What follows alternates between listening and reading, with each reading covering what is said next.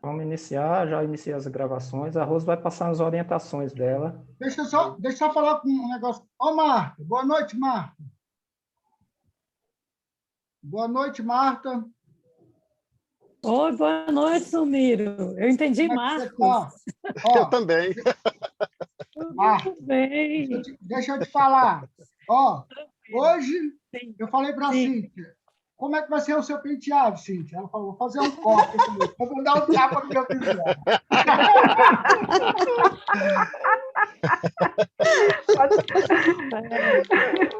Palhaço. Tá certo. Passou um brilhinho aí na careca. Sim. Pessoal, então, olha só. Para começar, só algumas orientações, tá? Eu peço que ninguém interrompa, né, a Cíntia e o Miro, que vão estar fazendo a apresentação deles até o final. Ninguém interrompe até eles terminarem, até para que eles não se percam aí na apresentação. Então, nem nós, professores, nem os alunos vão interromper, tá? As colocações nós vamos deixar para o final. Quando eles terminarem a apresentação, nós podemos fazer as perguntas, as colocações dos professores, né? As perguntas serão... Cair. Não cai, não. As perguntas não vão ser feitas somente para quem está apresentando, tá? Elas podem ser feitas também para quem está assistindo.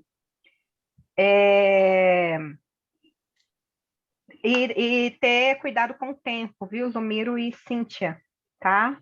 O tempo, a gente só vai até às 22 horas, então tem que estar um espaço aí para as nossas colocações, tá bom? E eu acho que é isso, né? Então, não vamos obedecer o tempo específico, e agora é com vocês, Zumiro e Cíntia, e vamos agora estudar, prestar atenção. Boa noite para todos. Eu e meu amigo Zumiro aqui, estamos aqui para apresentar para vocês neuroses, depressões e histerias. Vamos começar falando sobre as neuroses, né?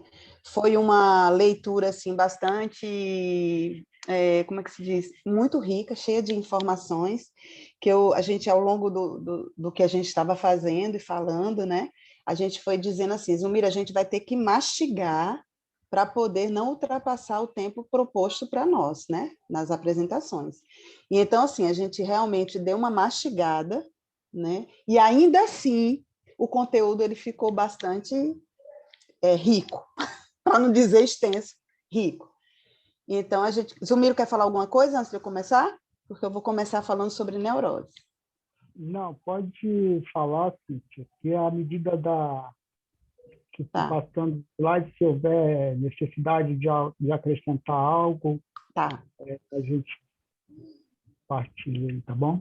Ok, então vamos começar. Fundamentos psicanalíticos, né? Colocamos aí uma foto bem bonita de Freud, e vamos começar com o nosso tema, neuroses. Pode botar o primeiro slide. Então, o que é a neurose, né? A neurose ela é classificada como uma psicopatologia. O seu descobrimento surgiu com o médico escocês William Cullen, na metade do século XVIII.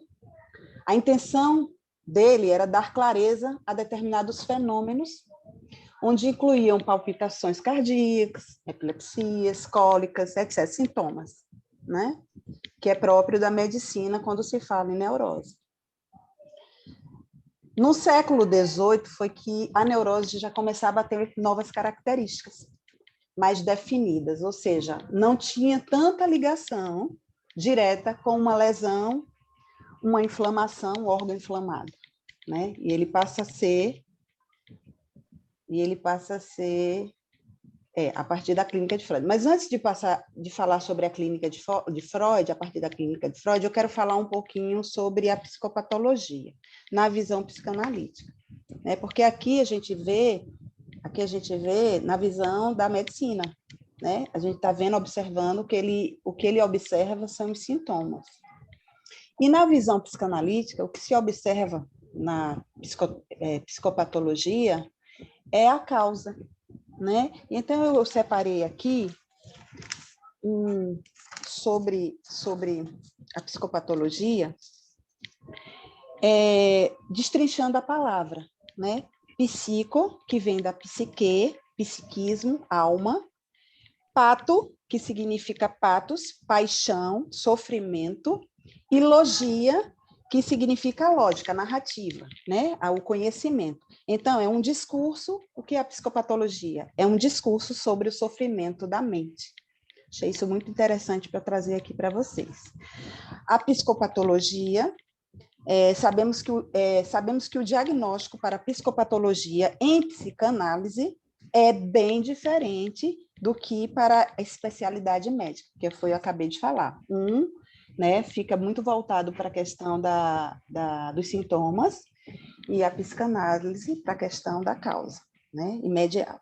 Para a psicanálise não interessa os sintomas, e sim a causa. Era isso que eu queria fazer essa colocação. Pode passar, Zumiro. Só para ilustrar, Cíntia, o sintoma para a psicanálise é uma porta de entrada, mas a psicanálise não trata os sintomas. Né? Não, é o que eu acabei de falar, né? A causa. Né? E a causa. Eu até botei mais alguma coisa aqui sobre a causa. Não, é isso mesmo que eu queria falar. Então tá. E aí vem essa questão aí, a partir da clínica de Freud, né? Qual a grande contribuição da psicanálise freudiana, né? No estudo da neurose? Então, vem aí eu coloquei que a partir da clínica de Freud, tendo ele se apropriado do termo neurose, ele acaba que reúne as 3 principais neuroses da sua época dentro de um mesmo conjunto, onde ele chama de neurose de defesas. Chegou até a existir a questão da ideia da neurose cardíaca, a histeria. Não estou observando aqui direito. Peraí, deixa eu tirar isso aqui. Está muito grande a tela e eu estou em cima do negócio. Peraí, ainda, viu, gente? Só um minutinho. Deixa eu tirar. Pronto. Eu consigo ver melhor. Pronto. Que é ligada à questão do útero, né? Como Freud e a psicanálise entra. Aí, pronto. Eita, meu Deus do céu, porque ficou junto aqui. E aí, como é que Freud e a psicanálise... Tá certo esse negócio aí? Peraí, só um minutinho, viu, gente? Eu não quero fazer... Peraí para eu fazer direitinho. Tá, ele reúne a questão das 3 neuroses de defesas, que são a histérica, a neurose histérica, a neurose fóbica e a neurose obsessiva. Né? Por que elas são consideradas neuroses de defesa? Porque o sujeito estaria se defendendo de alguma coisa que para ele é insuportável. Né? Então, ele, como a gente já estudou a questão dos mecanismos de defesa, né? Que para cada algo que venha de encontro àquilo que dói em você, você se defende de uma maneira.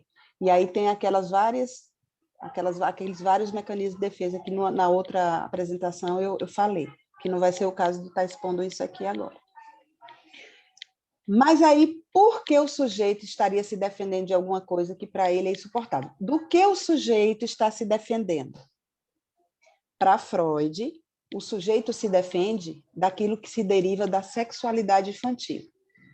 A gente já sabe que tudo parte desse princípio, né? No que tange a sua ligação direta com o pulsional, com a relação com o outro, e se defende da angústia que ele passa a sentir, pelo mecanismo do recalque, que é um fragmento da realidade. Vai para o recalque, né? Pronto.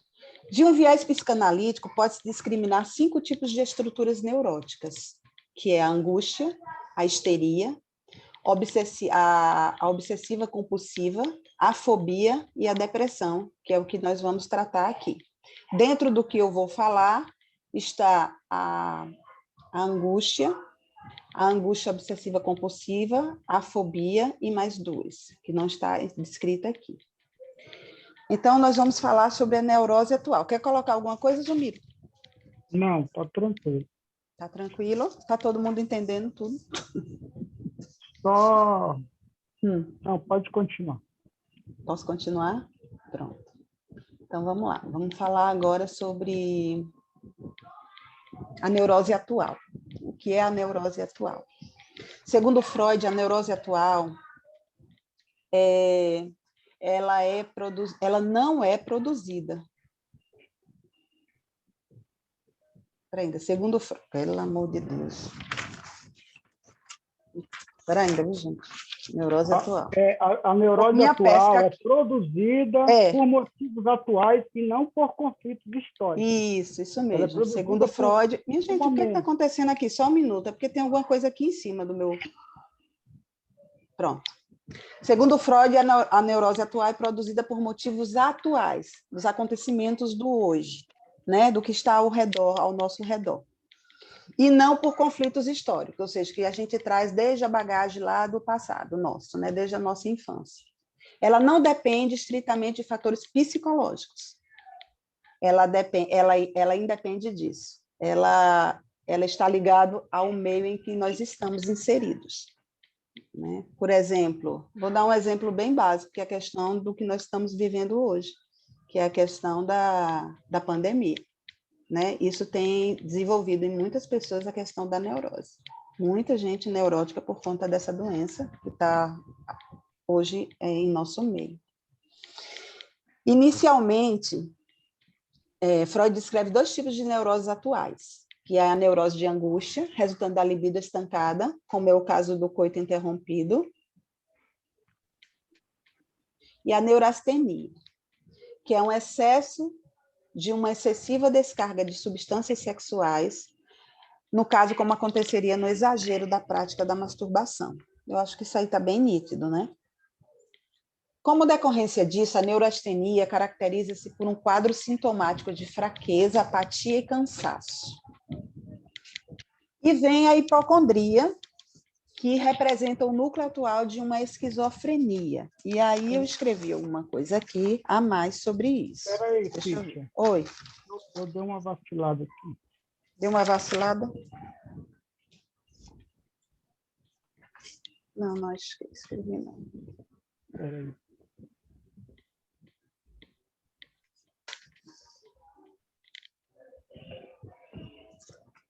Não é isso? Oi. Pronto. Pode continuar. Pronto, é isso mesmo. A hipocondria representa o núcleo atual de uma esquizofrenia. A esquizofrenia, ela pode ser, eu estava lendo sobre ela, que ela pode ser também genética, né? Esquizofrenia, ela pode ser genética, mas é que ela é tratada através da psicanálise, né? Tem casos que são tratados da esquizofrenia. É importante. Então, vamos falar agora sobre a neurose de angústia, conhecida como a síndrome do pânico. Consiste em um transtorno clínico que se manifesta por meio de uma angústia livre, permanente ou por momentos de crise. O que seria isso? Esse transtorno clínico que se manifesta por meio de uma angústia livre. Ela pode ser derivada de um acontecimento instantâneo, no caso, assim, de uma hora para outra, né? Você desenvolve por um momento de crise, né? E ela pode ser permanente, ela pode perdurar, ela pode vir já de situações muito antigas e que ela vem perdurando porque ela não foi tratada. Freud estudou a angústia em 2 momentos diferentes da sua obra. No primeiro momento, ele falou que a angústia estava relacionada à repressão, que é uma libido acumulada que gera uma tóxica ao organismo. E no segundo momento, ele inverte isso, né? Ele conceitua de forma inversa, ou seja, ele fala que a repressão que se processa como uma forma de defesa contra a angústia da castração, a partir dos seus escritos, inibições, sintomas e angústias. Para Freud, a neurose de angústia designa-se em uma das formas de neurose atual, que é essa que a gente acabou de falar, né? Que nós falamos, que é gerada pelo que está acontecendo no momento em nosso meio, sem estar ligada a antigas repressões. E o que seriam essas repressões antigas? seriam as raízes históricas, com fixação das representações, que eu não estou vendo aqui. Peraí, deixa eu subir aqui o negócio. Repressões dos desejos antigos. Pronto, é porque eu não, onde vocês aparecem fica em cima da minha tela. Eu não sei minimizar isso, não. Do lado, quando você passar o mouse, Cíntia, vai ter lá as formas de exibir as imagens das pessoas. Ocultar miniatura de vídeo. Aí você minimiza. Eu minimizei, mas aí o quadradinho que ficou está bem em cima. Mas vamos para frente. Gente, você pode ir tirando o quadradinho, tá? Você pode mexer ele para todos os lados. Você pode arrastar ele. Eu não estou conseguindo arrastar. É só clicar em cima dele e segurar e arrastar. Pois é, eu estou fazendo isso, não está aí, não, vamos deixar isso para lá, viu? Pelo amor de Deus. Clica no mouse da parte preta e arrasta para onde você quiser. Eu estou tentando, criatura, não me deixe neurótica. Tá bom, tudo bem. Fique calma, viu? Senão eu vou incorporar aqui a minha fala. Sim, vamos lá. Então, vou dar uma repetida aqui, tá? Nessa parte aqui. Para Freud, a neurose de angústia designa-se uma... Olha, tá vendo? Peraí. Pronto, consegui. Tá. Para Freud, a neurose de angústia designa-se uma das formas de neurose atual, que nós acabamos de falar, que é tudo que está ligado, que não está ligado a antigas repressões, ou seja, está ligado só ao acontecimento do nosso meio hoje. E o que seriam essas repressões antigas? Seriam as raízes históricas, com fixação nas representações dos desejos antigos, que a gente vem... Das repressões. Das repressões, eu falei o quê? Representações. Mas tudo bem. Foi repressão, desculpa aí, gente. Das repressões dos desejos antigos, que vem lá da nossa infância, né? Vai acumulando ao longo do tempo, e aí vem. A neurose de angústia caiu em certo desuso, né? Por quê? Visto que ela se confunde com a síndrome do pânico, que é tão falada hoje em dia. Ninguém fala em neurose de angústia, fala em síndrome do pânico, né? Mas, para a psicanálise, é neurose de angústia. Ora, com a neurose atual, ora com a angústia dos fóbicos. Pode passar. E aí nós vemos agora a gente vai ver a fobia, as fobias. A fobia, ela é considerada por Freud um parente íntimo da neurose, né? Seria um complexo e diversidade combinatória de pulsões, fantasias, angústias, defesas do ego. E essa imagem aí representa muito bem, né? A questão da fobia. Um medo excessivo que é dirigido a um objeto ou uma situação. E varia de um para outro indivíduo, tanto em intensidade como em qualidade. A depender do grau da fobia, pode chegar a ser uma neurose paranoide ou fóbica, que nós vamos ver agora a diferença entre as duas. Que é uma paranoide. O que é uma neurose paranoide? É um transtorno mental caracterizado por paranoias, né? O pessoal sempre costuma dizer assim, deixa de ser paranoica, né? A gente fica inventando milhões de coisas na nossa cabeça.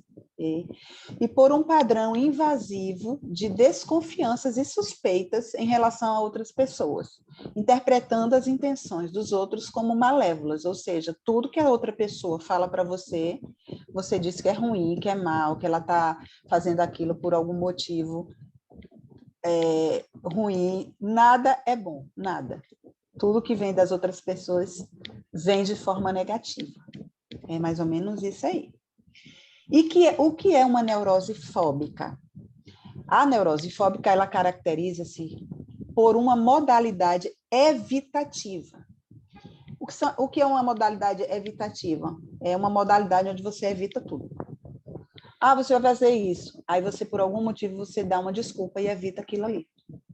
E de insegurança, que está atrelado a isso, né? Uma eterna tentativa de fuga e de alerta, como é o caso do pequeno Hans, que já foi falado aqui N vezes sobre ele, né? Que é aquele menino que tinha fobia por cavalo, só que o cavalo representava a imagem do pai dele. De onde vem a fobia? A sua origem, né? ela pode ser originária da clássica conflitiva da fase fálica edípica com o respectivo complexo de castração, que é aquele momento, né, onde você está fazendo determinada coisa e quando é criança, por exemplo, um exemplo, quando você é criança, você vai fazer determinada coisa e naquele momento vem uma pessoa, uma mãe e diz assim, não faça isso não, menino, que isso é feio, entendeu? E naquele exato momento existe um bloqueio, né, daquilo ali. Tal como está magistralmente descrito por Freud na fobia que o menino Hans tinha por cavalos. Pode passar. Há também bastante evidências que a fobia também pode estar erradicada na fase anal, por esta fase coincidir com os processos de separação e individuação da criança. É quando a criança começa a, naturalmente, né, a se afastar da mãe e ter uma vida própria, que não seja ligada, atrelada tudo à dependência da mãe, que é essa fase aí. Vamos agora para neurose obsessiva compulsiva.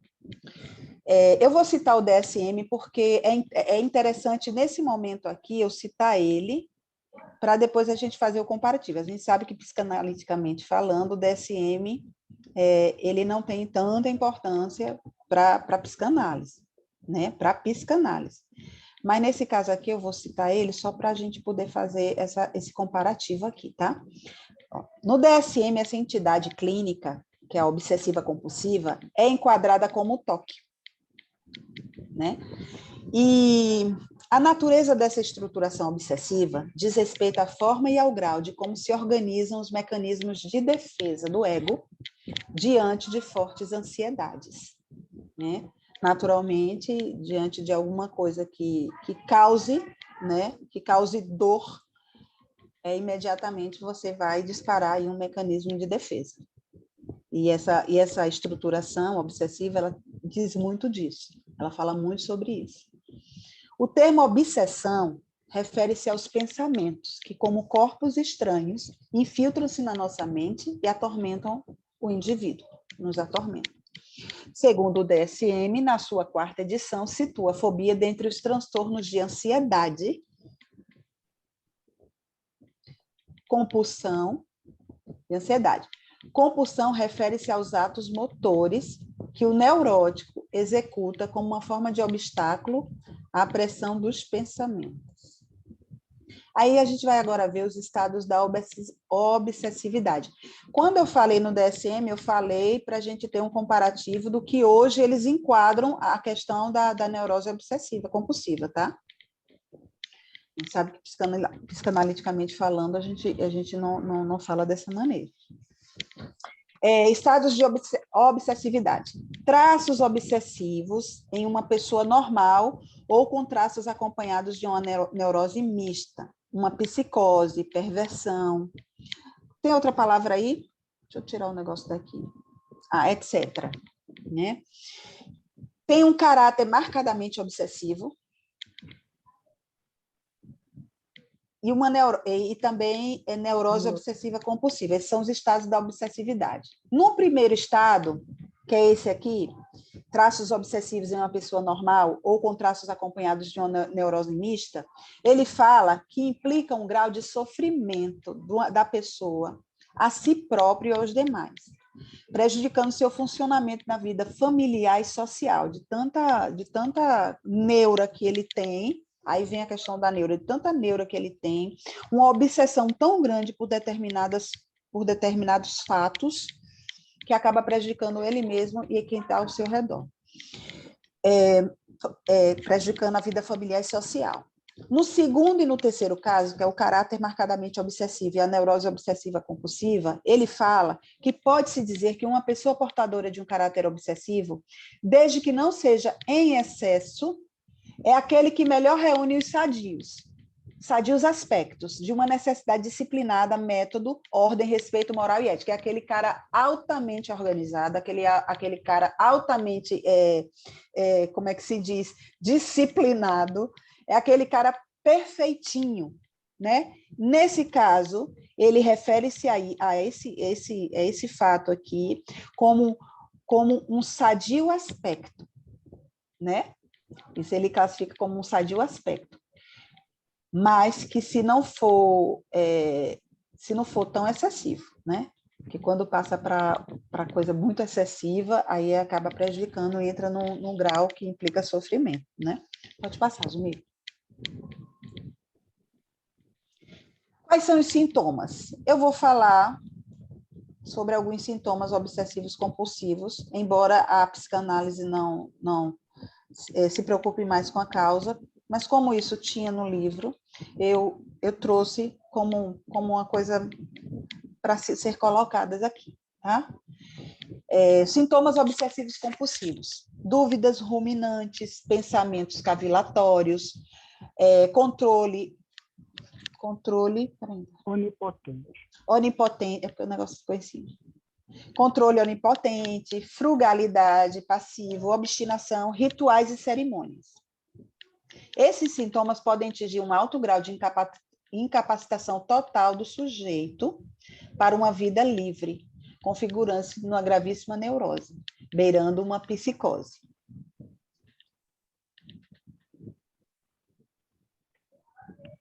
E aí a gente termina aqui a primeira parte nossa de neurose e nós vamos entrar agora na histeria. Como é que está o tempo? Histeria.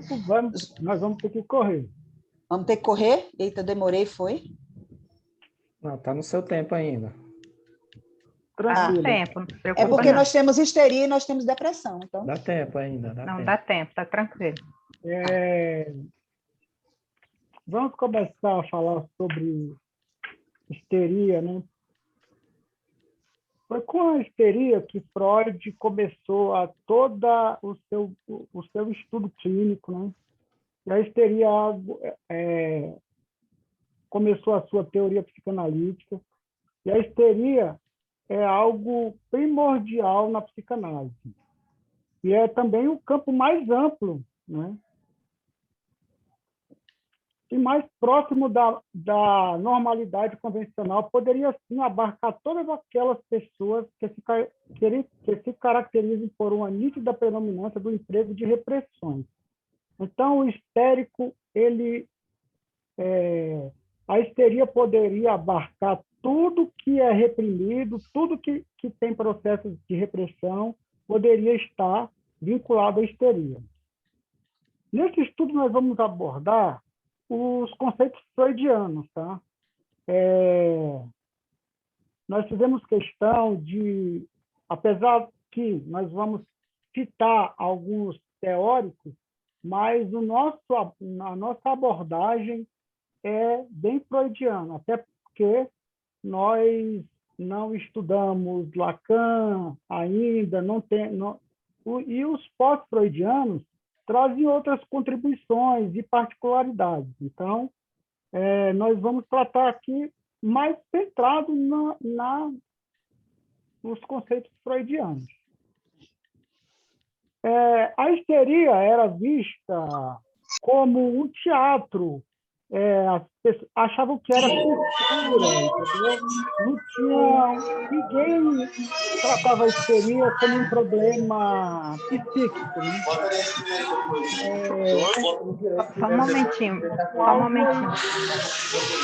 Ô, Gilson, tem como desligar o som aí, Du?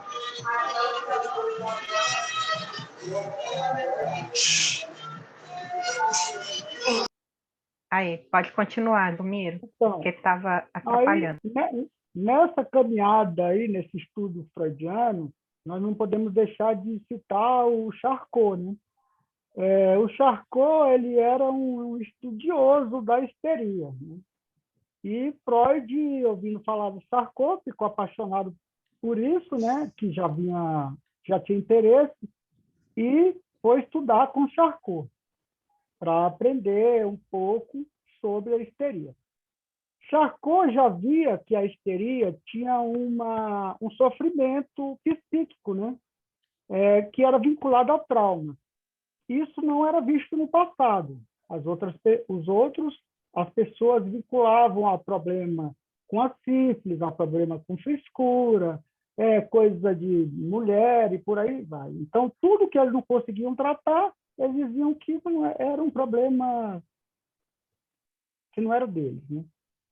Então, Freud, uma curiosidade é assim, Charcot estudava a histeria, mas Charcot não tratava a histeria, né? Quando Freud começou a sua pesquisa com Brauer, ele começa a perceber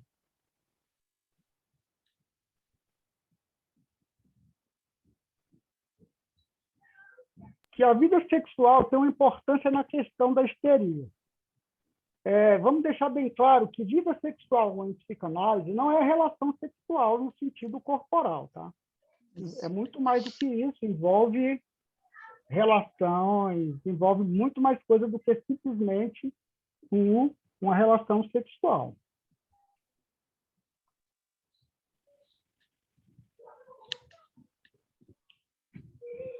Os tipos de histeria, vamos citar o DSM. Por que eu vou citar? Por que nós estamos citando o DSM?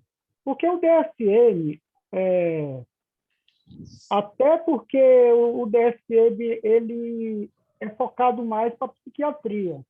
E o DSM se tornou assim um link com as farmacêuticas. Então, o que eles fazem? Eles querem, o DSM diz assim, vamos classificar essa doença X e vamos medicar X, remédio. Então, nós estamos citando o DSM porque o DSM pegou alguns termos da psicanálise e não subtraiu, incorporou no DSM, para não ter que criar outras coisas, né?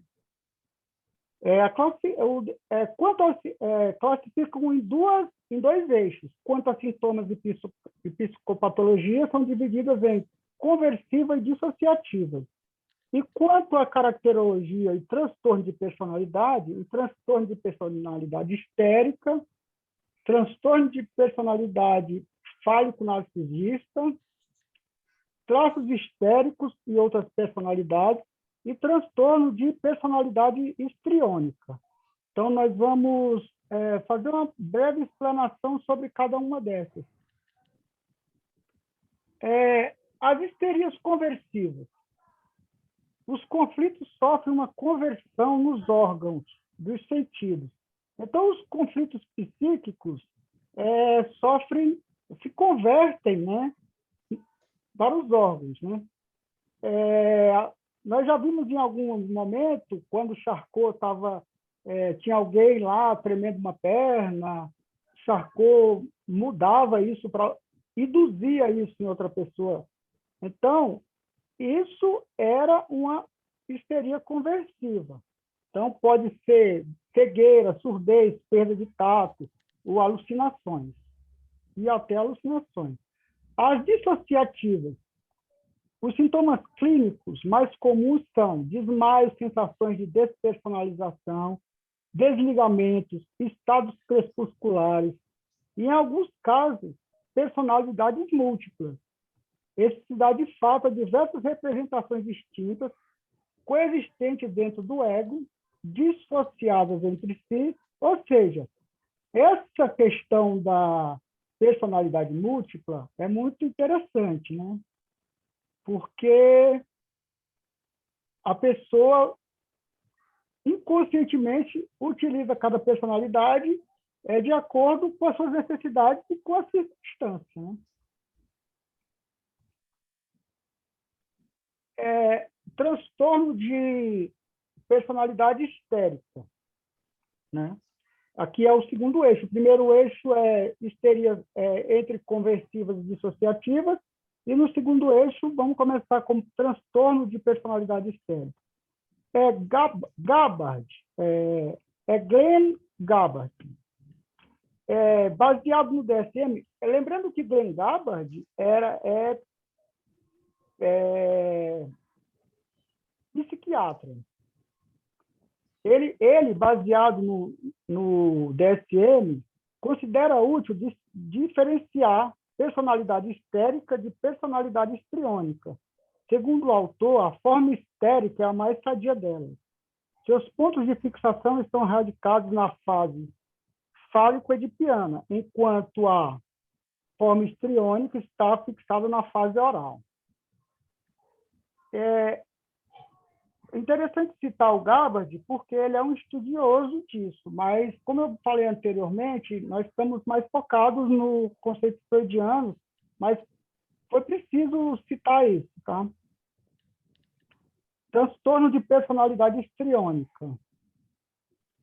Refere-se a uma forma mais regressiva da histeria, a ponto de alguns autores apontarem para um íntimo parentesco entre histrionismo e os estados borderline. Na verdade, quem descobriu personalidade borderline foi um psicanalista, né? O psicanalista que descobriu, só que esse é mais tratado pela psiquiatria.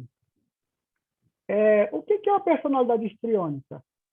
Na Roma Antiga, o termo histrião queria dizer aquelas pessoas que representavam aquelas farsas bufonas, aquelas coisas que a gente ia dar gargalhada, inventar, entendeu?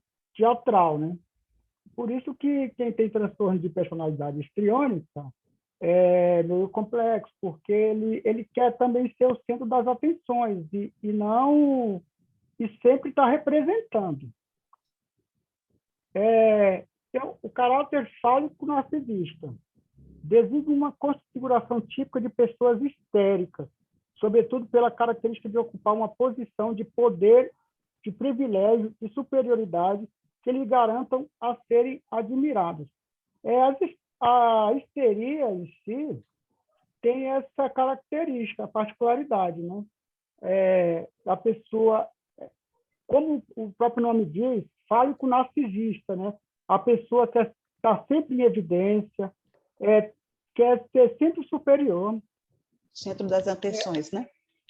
Sim. Cíntia, eu estou lendo rápido para a gente ganhar tempo, porque a depressão é grande, tá? Eu sei, mas está bem entendível. A personalidade infantil. No DSM-3, Marcos sempre mete a lenha no DSM, né? Porque ele é um super defensor da psicanálise.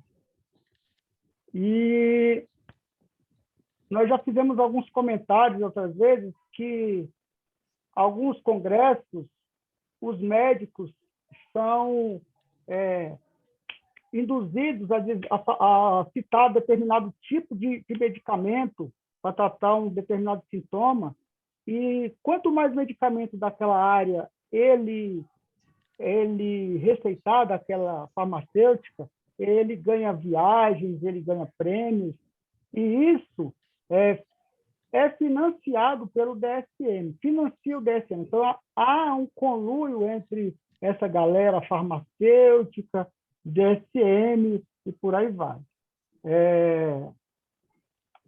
Quero deixar claro aqui que eu não estou querendo fazer nenhuma crítica ao DSM, eu estou defendendo a psicanálise, tá?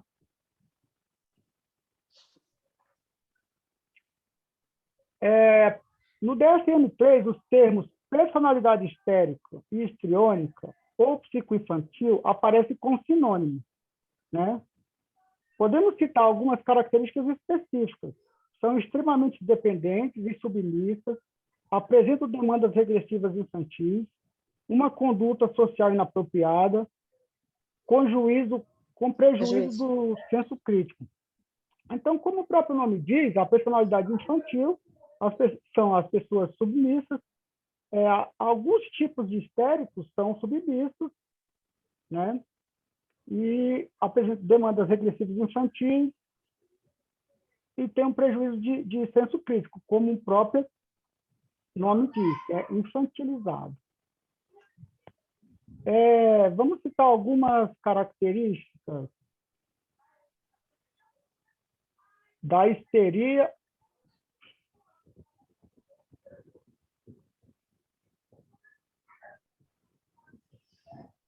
Algumas características comuns, mas não exclusivas das histerias, né?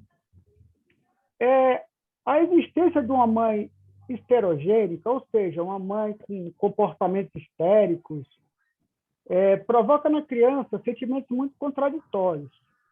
porque, ao mesmo tempo, ela é dedicada, falsa, cobradora, carinhosa, usa a criança como vitrine para se exibir aos outros e projeta no filho culpas, possibilidades e seus próprios aspectos histéricos. Provoca na criança um estado de confusão no que diz respeito ao sentimento de identidade. Então, a própria criança fica confusa com isso, né? E pode desenvolver uma histeria também. Em relação à ansiedade existente nas histerias, além da clássica angústia de castração, todas as demais podem ser sintetizadas na angústia de cair em um estado de desamparo e baixa autoestima. Essa característica também de baixa autoestima está muito mais presente nas depressões, né? A tolerância crítica, os neuróticos são complicados, não toleram críticas e as frustrações em geral costumam ser muito baixas. A tolerância crítica e as frustrações, e em geral, costumam ser muito baixa. Os mecanismos de defesa predominantes são todos aqueles que levam a algum tipo de negação.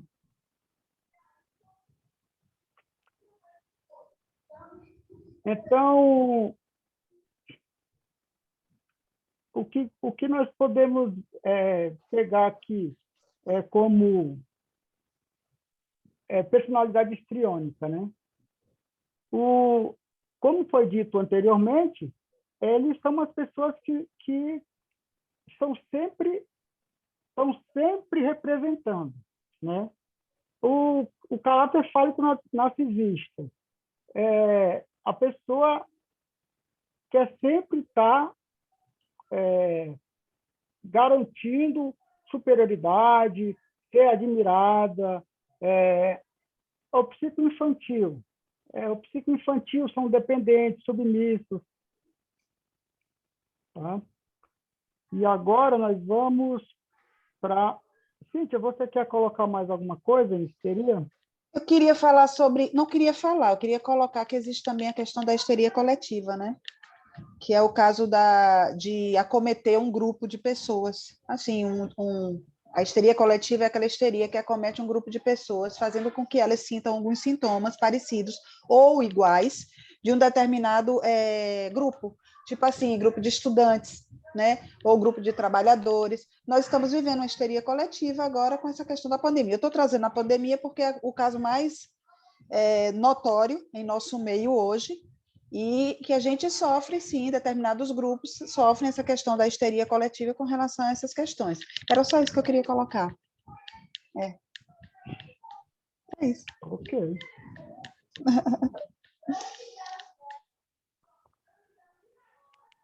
E agora vamos para a cereja do bolo. Como a histeria... Depressão. Como a histeria...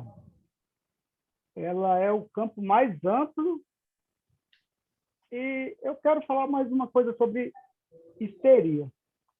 Ao contrário do que muitos pensam, né, a histeria nunca vai parar de ser histeria.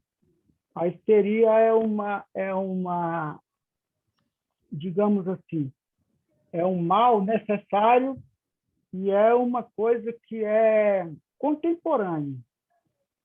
As histerias são de cada época.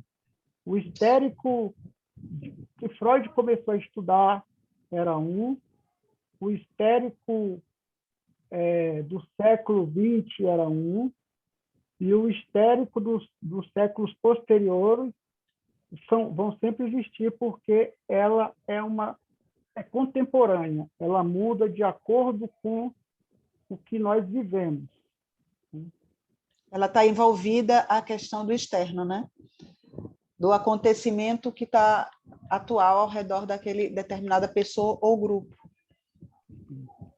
Eu me lembro de uma pergunta que a Marta, não. Sabrina. Alguém fez uma pergunta, a Nina. A Nina fez uma pergunta para o Marcos uma vez e perguntou assim, o que seria a histeria hoje? Né? E o Marcos respondeu, e então nós estamos no mesmo caminho, que a histeria é uma doença contemporânea. Isso. Ô, Zumiro, eu sei que ainda Oi. não está na minha vez de falar, mas eu vou só fazer uma observação aqui.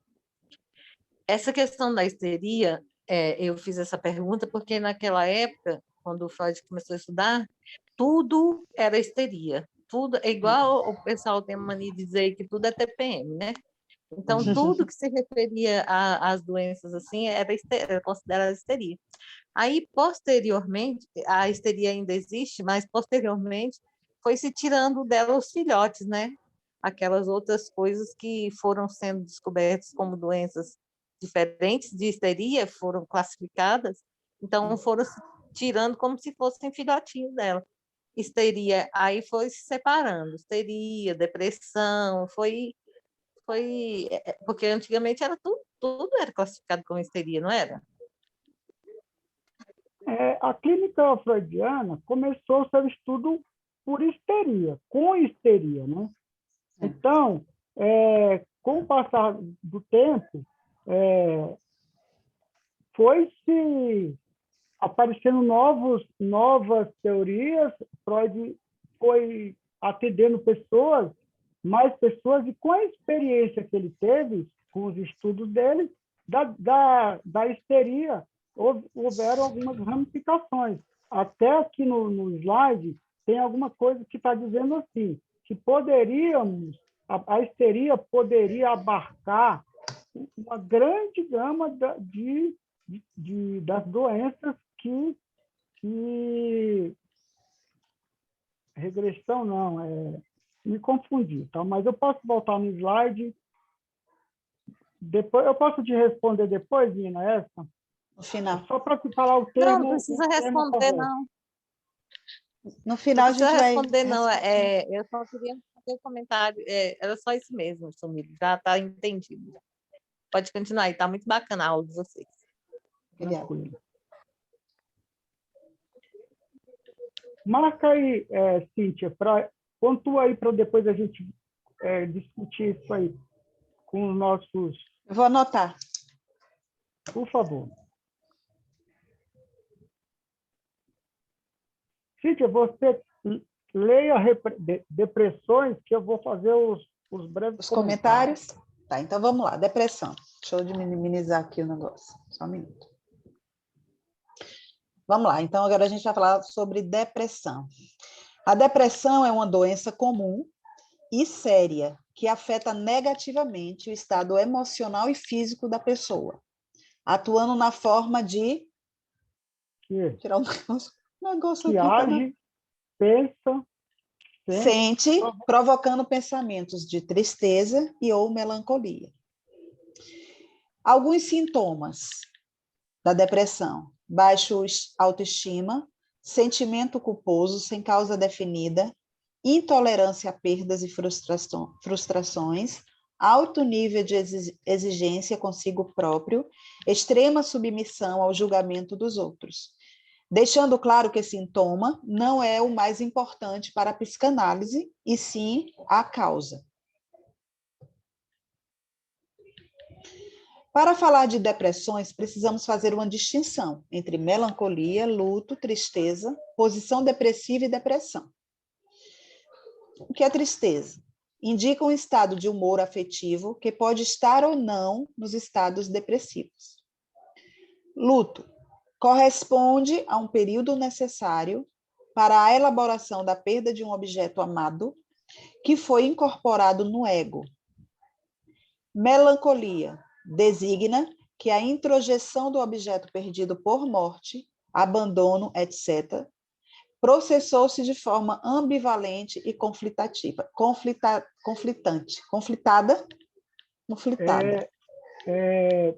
Só uma coisa bem legal. Luto e melancolia, né, no luto, a pessoa triste, só que ele ainda não perdeu a autoestima. Na melancolia, a autoestima da pessoa ela tá bem, muito baixa. Então, só queria pontuar isso, que a grande diferença entre luto e melancolia é que no luto você não perde a sua autoestima. Melancolia é um caso bem grave, né? É um caso bem mais grave. Porque quando você perde a autoconfiança, o quê? Você falou? Autoestima. Autoestima. Aí a pessoa não sai nem da cama. Deixa eu só falar sobre essa depressão orgânica, tá, Cíntia? Você já terminou? Tipos de depressão. Eu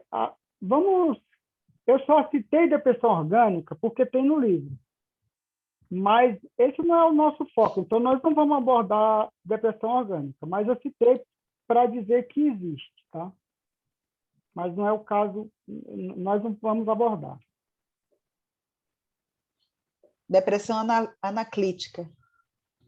Freud, 1914, no estudo A Escolha Narcísica do Objeto juntamente com a escolha anaclítica, em cujo caso o indivíduo está em busca de alguém que venha preencher um vazio original.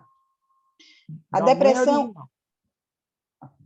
O negócio é em si. A depressão anaclítica, também conhecida como depressão essencial, corresponde, nos casos mais graves, ao abandono de todo o interesse e de todas as formas de investimento em objetos e ideias, falta de motivação para continuar a viver, daí o possível risco do suicídio. Posso continuar? Identificação do ego com o objeto perdido. O objeto perdido é internalizado e identificado com o ego, de tal forma que o amor antes investido no objeto retorna ao ego invertido em seu oposto, ou seja, o ódio pelo abandono do objeto recai sobre o próprio ego do sujeito. Daí a famosa frase de Freud, de 1917, a sombra do objeto recai sobre o ego. Eu acho isso aí, eu viajo nessa ideia, viu? O que acontece? Essa questão tem um sentido ambivalente, né? De amor e ódio, né? Então, quando o amor antes investido no objeto, né, retorna invertido, que é ambivalente, retorna em seu oposto, ou seja, o ódio pelo abandono recai sobre o próprio ego, né? Não é fácil de entender, é bem complicado, porque isso já enlouqueceu muitos psicanalistas, tá? Então, essa frase de 1917, a sombra do objeto recai sobre o ego, está no livro de Freud, Luto e Melancolia, tá? Só para falar. Pode continuar, Cíntia. Pode mudar. O slide. Depressão por perdas. Perdas de objetos necessitados. Consiste na perda real ou fantasiada do objeto bom, amado e protetor. Deixa o indivíduo entregue ao objeto mau, que de seu interior o acusa, despreza, reduz a sua autoestima a níveis ínfimos. Vai comentar agora? Não, pode continuar. Depois eu vou, quando você terminar de perdas do ego. Tá. Perdas de objetos reasseguradores da autoestima do indivíduo. Trata-se de pessoas que necessitam de forma desesperada e compulsória de que são amadas e valorizadas. Perdas do ego. Instala-se uma depressão reativa, quando por várias circunstâncias há uma perda súbita ou gradativa das funções do ego, especialmente no tocante a que são encarregadas da adaptação ao mundo exterior. E depressão por... perdas do ego. É uma depressão reativa quando várias circunstâncias há uma perda subgradativa de funções do ego. Por exemplo, a pessoa, vamos pegar um atleta, né? Ele corria, batia uma bola e tal, e a uma certa idade ele se vê limitado, com problema lá no joelho, aí ele fica, pô, eu não sou mais o mesmo, eu não consigo mais fazer isso. Então, isso ele vai tendo vai se deprimindo, né? E isso é por perda do ego. Tá? Que antes ele poderia fazer, não pode mais, e aí, gradativamente, como diz aqui, né, vai se abatendo. É isso. Depressão por culpas.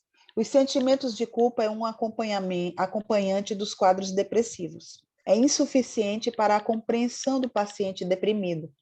Existem muitos graus e tipos de culpas, dentre algumas podemos citar. Não é só um sentimento de culpa, são vários sentimentos de culpa imputado por outros, ou a seguir nós vamos discriminar cada um. Eu vou falar esse, tá, Cíntia? Tranquilo? Pode ir. Olha, uma culpa imputada. O superego rígido, punitivo e todo-poderoso. Os indivíduos portadores de um superego cruel estão habitualmente protegidos por uma sólida organização obsessiva e são muito propensos à formação de quadros depressivos. Quando se fala rígido, punitivo e todo-poderoso, superego, é aquilo que vem de fora, que impõe para ele, você não faz isso, você não pode fazer isso, se você fizer isso, acontecerá aquilo. Então, essa pessoa é propícia a ter quadros depressivos. Eu acho muito interessante o ódio do ego contra o próprio id. Não é uma coisa louca? Como é que o ego e o ego fica com raiva do id? Ocorre nos indivíduos em que há desarmonia entre o sistema de valores autênticos do ego, que entra em colisão com alguma manifestação de uma pulsão contrária.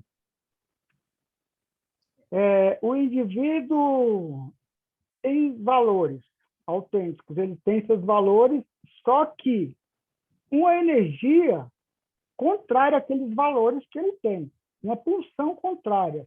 E aquilo gera o ódio do ego contra o próprio id, porque o id está mandando fazer isso e o ego, então, inconscientemente isso acontece. Então, isso também pode levar a uma depressão por culpa. Culpa imputada pelos outros, principalmente pelos pais, né? Porque a criança cresce com os pais, é moldado pelos pais. Ele se sente culpado porque foi agressivo, ou me sinto agressivo porque viviam me culpando. Então, você dizendo para a criança, isso também, essa culpa imputada pelos outros, se parece muito com o superego rígido, punitivo e todo-poderoso. Tem a depressão por obtenção de êxitos, né? A pessoa chega num determinado ponto e fala assim, e agora? Eu fiz isso, mas não era o que eu queria, não era realmente... Você mudou? Voltei. Foi porque eu estou tentando arrastar aqui e vacilei.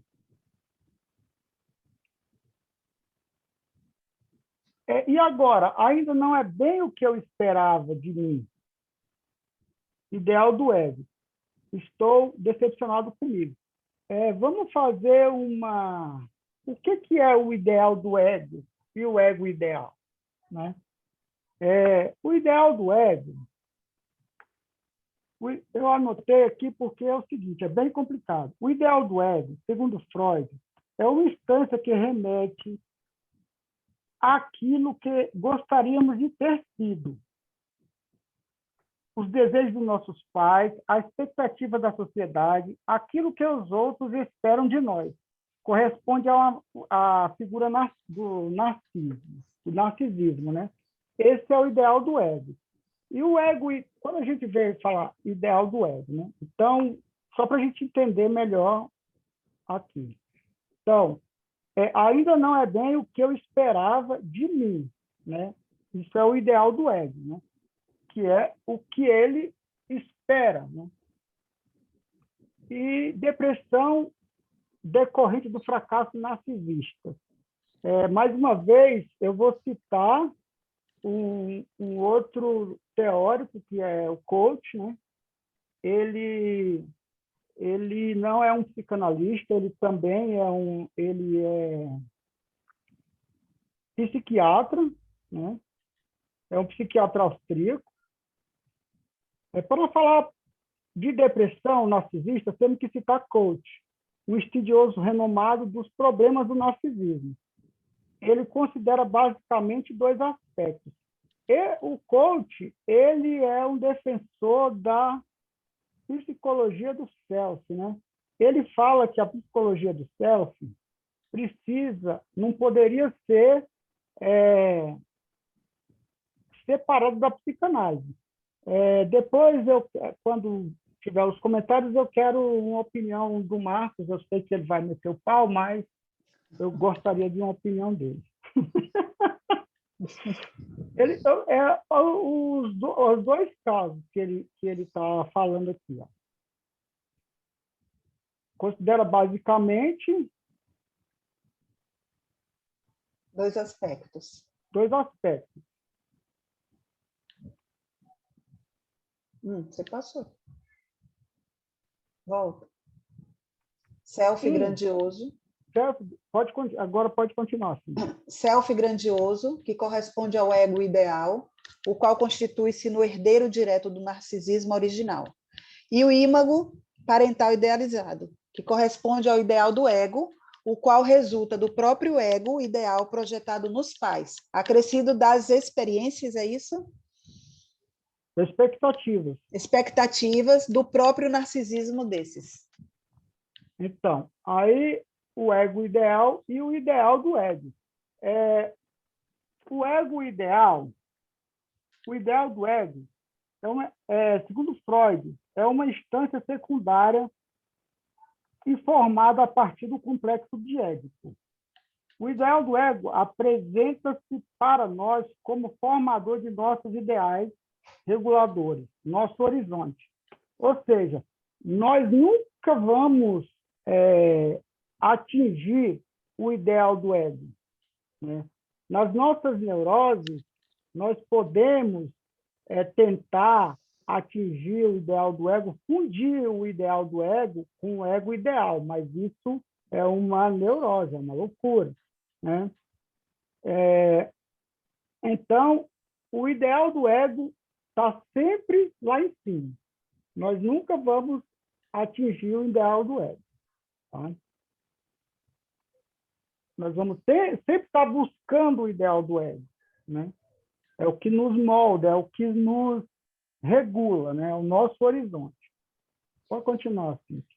Identificações patogênicas. Desde sempre a criança vai ficando igual ao adulto que está modelando, mais particularmente em relação aos indivíduos depressivos.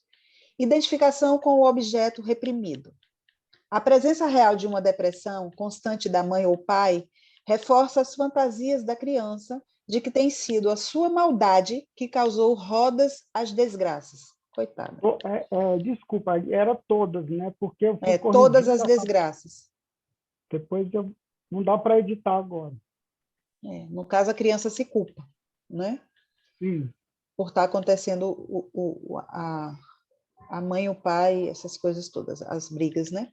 A identificação com o objeto desvalorizado e denegrido. Isso resulta na reinserção da figura parental, que previamente foi alvo de identificações projetivas, carregadas de desprezo por parte da criança. a identificação com a vítima. O indivíduo sente necessidade compulsória de prestar uma eterna solidariedade com a vítima, seguindo o mesmo destino dela. Um exemplo comum que está presente principalmente nas mulheres que carregam no seu inconsciente o peso de terem sofrido a experiência de um aborto provocado, nesses casos pode ocorrer dessas pessoas, mesmo na hipótese de serem bem dotadas e aptas ao sucesso, estão inconscientemente provocando o abortamento de todas as oportunidades. Rupturas... Vai falar? Pode continuar. Ruptura com os papéis designados. Pode-se dizer que essa vertente depressiva é um prolongamento da anterior. A convicção de que boa parte do inconsciente da criança é modelado pelo discurso dos outros, principalmente das que são provindas dos conflitos inconscientes dos próprios pais, sendo assim o indivíduo, desde criancinha, é ensinado a como e a quem ele deve e não deve ser para garantir o amor dos pais, e jamais trair as expectativas que estes depositam nele. Esse é o tipo de depressão, que é ruptura com os papéis designados, né? Inconscientemente, a criança, a pessoa, nunca quer decepcionar os pais, né? Não quer decepcionar os pais, é porque os pais depositam a confiança nele e tal. E isso causa uma depressão, porque ele nunca vai querer ser ele, né? Vai estar sempre preocupado com o que os outros podem, pensar como dele. eles podem ferir o pai e a mãe. Pseudodepressões. É muito comum que determinados indivíduos passem a vida inteira apresentando desvalia e pobreza que não correspondem às suas realidades. Isso é causado pelo medo de atrair a inveja dos demais, medo de vir a ser considerado pelos outros uma inesgotável fonte de provimento das necessidades deles, e daí o risco de vir a ser exigido, cobrado e sugado. Pseudo, né? Cíntia, pseudo você sabe, né? Pseudo, pois é. Então, Ai, ai. Pseudo remete. Eu só quero fazer um comentário, ainda que tardio, mas vale a pena, sobre neurose de guerra, assim, que eu acabei esquecendo, né? Nós acabamos de esquecer. Sim. Falar Você ia colocar no final. Neurose de guerra e neurose traumática, né? Sim. No livro de 1919, tem um pequeno texto que fala sobre neurose de guerra. As neuroses de guerra, elas não foram tão bem estudadas, porque quando eles se reuniram no Congresso Congresso Psicanalítico em Budapeste, em 1918, para tratar disso, né, logo depois, a guerra acabou, né, e aí eles esqueceram disso, e não é que eles esqueceram, focaram em outras coisas, não houve tanto interesse. Eu vou ler só uma parte pequenininha aqui que está no livro de Freud, tá? Nesse livro aqui de 1917 e 1920. Esse texto é de 1919. À medida em que se diferenciam das neuroses comuns do tempo de paz com certas peculiaridades, as neuroses de guerra devem ser compreendidas como neuroses traumáticas que foram possibilitadas ou favorecidas por um conflito do eu. A neurose de guerra é um conflito do eu. Agora, a neurose traumática não é um conflito do eu, acontece pode ser por um acidente e tal. Ela se dá entre o velho eu pacífico e o novo eu guerreiro dos soldados, e torna-se agudo assim que o eu de paz enxerga o enorme perigo da vida que lhe trazem as audácias do seu parasítico sósia recém-formado. Então, por medo da morte, por medo do que vem acontecer na guerra, o eu, que era antes tranquilo, se transforma no outro eu, que é aquele eu do soldado que precisa se defender. E como eu não consegui ter grande... esse texto é bem pequeno, quem tiver interesse em ler sobre a neurose de guerra, está aqui nesse livro. Tá? Aqui estão as nossas referências bibliográficas e... Muito obrigada, né, pela atenção de todos vocês. Espero que a gente tenha sido claro nas nossas colocações. Como nós falamos, tínhamos, apesar de ser 3, né, foram 3 partes aí, né, mas assim a gente tentou enxugar o máximo que a gente pôde, porque é muito profundo. E se você procura, a gente disse assim, a gente vai se ater muito ao livro. Procuramos outras fontes, procuramos ver pessoas falando, né, vídeos, tudo. Mas se a gente fosse colocar coisas a mais do que tinha no livro, né, a gente não ia terminar hoje essa exposição aqui nossa, esse fórum. Então, a gente conseguiu assim, mastigar o que pôde para trazer de uma forma muito clara para vocês. E é isso. Obrigada, Zumiro, meu parceiro, por esses tempos que nós passamos juntos estudando, né, trocando ideias. Sempre junto. E obrigada aos nossos professores, aí, aos nossos mestres que nos acompanharam, né, nos dando dicas, nos mostrando o caminho, né? Marcos aí esteve muito tempo comigo também, falando muito, conversando muito. Eu dizia, venha para cá não, com muita coisa não, que eu não consigo assimilar tanto assim não. Né? Aos meus caros amigos aqui de curso, né? Todos vocês, vão falar o nome de todo mundo não, pode ser que eu me perca em algum aqui e alguém fique chateado comigo. Então, a todos os meus amigos de curso, em breve juntos aí em um café psicanalítico, se a pandemia permitir, estaremos juntos aí um dia se conhecendo, conversando sobre tudo isso aqui que nós temos aprendido. Obrigada a todos. Então, parabéns. Muito bom, gostei. Foi muito bom. Agora a gente abre tanto para as perguntas, né, dos professores, para as perguntas entre si, né, e para quem explanou, e para as considerações. Interromper o compartilhamento aí. Tá. Eu quero dizer que assim, eu gostei bastante, vocês foram muito bem, foi muito bom. Eu fiz aqui algumas anotações, foram pouquinhas. Ó. Pelo amor de Deus, eu estou vendo papel na mão de neguinho aí. Estou vendo muito papel aí na mão de gente, pelo amor de Deus.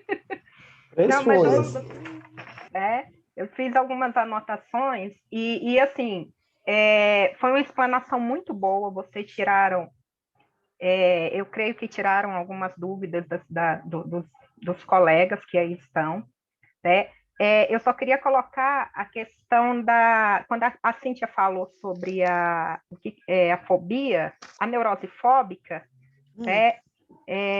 aí ela falou que a pessoa evita o que causa neurose, tá? Então, é uma neurose... na verdade, na fóbica, realmente, ela evita, né? Mas quando ela se dá com aquela... Com o que lhe causa a fobia, ela entra em crise, né? Por exemplo, alguém tem uma fobia de elevador, essa pessoa evita andar de elevador, ela anda pela escada o tempo inteiro. É a tal da evitativa, né?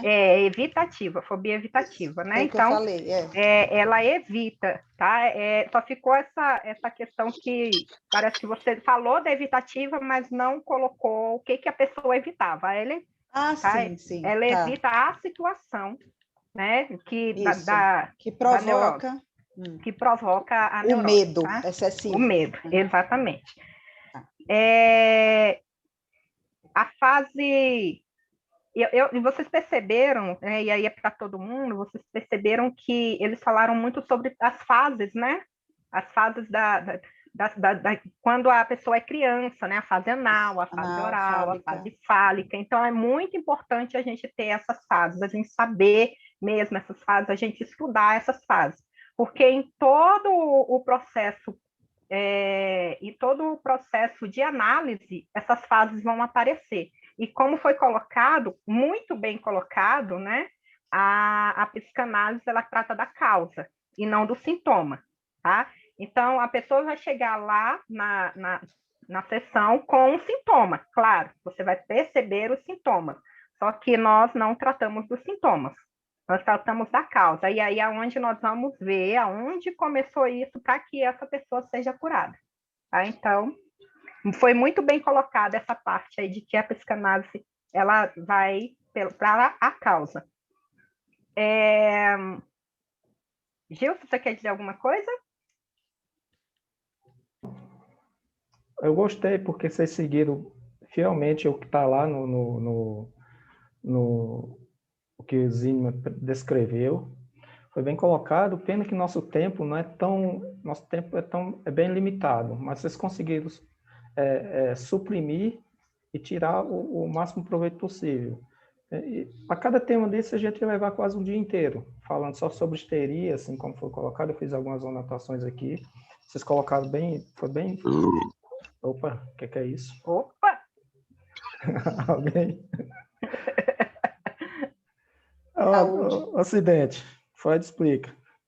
Bom, vocês colocaram bem fundamentado. A base é freudiana. A base de tudo isso, como o Zumbi colocou, a Cintia colocou, conceito de neurose, conceito de histeria, de depressão, algumas coisas a mais que não deu para colocar porque o nosso tempo é bem limitado e exigia mais um dia só para a gente estudar sobre isso, principalmente. Marco, tá bonita aí, com barrinha branca, tá legal.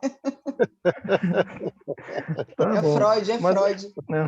As coisas que eu anotei aqui, depois eu vou fazer umas perguntas, só minha colocação aí. No geral, tá bom, vocês realmente pesquisaram, como a gente estava desde manhã já fazendo uns testes aqui de funcionamento, vocês colocaram que estavam pesquisando bastante. E o que eu gosto do Zinman é isso, porque que ele nos proporciona. Ele diz, vá e busque. Eu apresento todos os teóricos, apresento todo um conteúdo freudiano, toda uma base freudiana está aqui. E ele nos diz para a gente ir buscar isso. E isso é interessante. Vocês perceberam, conversando com o Zumiro, que se você for buscar mais conhecimento, é um leque muito grande, é um vasto, é um universo da histeria, um universo da depressão, assim como foi colocado. E buscar esse universo requer tempo, requer estudo e requer fundamentação. Aí que eu percebo que é com o tempo que a gente vai construindo a base psicanalítica, a base de formação de toda a psique do psicanalista, de toda essa identidade, de todo esse conteúdo. Então, eu gostei, parabéns, vocês gostaram muito, foi bem decorrente. Só colocar um elogio também, né? Parabéns, porque a gente viu que vocês realmente foram, pesquisaram mesmo, vocês colocaram as bases psicanalíticas, vocês colocaram a bibliografia, né? Da onde tiraram, isso foi muito bom, parabéns. Agora... Marco está com o papel na mão, pelo amor de Deus. Eu tenho que falar, né? Primeiro eu quero falar para vocês dois, Zumiro e Cíntia Menezes, que para mim é uma honra muito grande acompanhar vocês. É que eu fiquei orgulhoso de vocês dois. Eu acho que a gente precisa resgatar o que é psicanálise. Então, vocês estão batendo cabeça comigo durante muito tempo. Eu sei que vocês têm um peso muito grande de serem meus analisandos. A Cíntia foi me analisando em 2016, se eu não me engano, 2017. Durante um ano e pouco, e levou pancada na cabeça. Eu acho que o Zumiro está sendo agora, e o Zumiro é imprensado, eu coloco ele para ler. E vocês trouxeram o que é psicanálise.